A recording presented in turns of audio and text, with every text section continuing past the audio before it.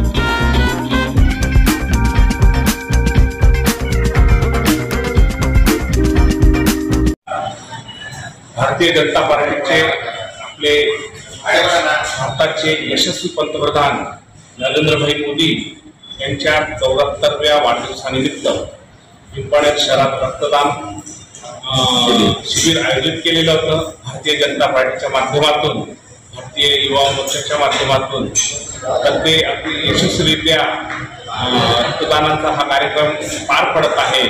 सायंकाळपर्यंत जवळजवळ नरेंद्रभाई मोदींच्या वाढदिवसाचा जो 74वा आकडा आहे तो आम्ही पार करण्याचा आमचा मानस आहे आणि आम्ही तो पार करू। आणि नरेंद्र मोदींना या पिंपळनेर शहराच्या वतीने आम्हाला खूप त्यांना हार्दिक आणि शुभेच्छा देऊ इच्छितो। नरेंद्रभाई मोदींच्या आपल्या हातात चॅनल शेअर करा, लाईक करा, Shabdganga news point channel subscribe करा। आपली बातमी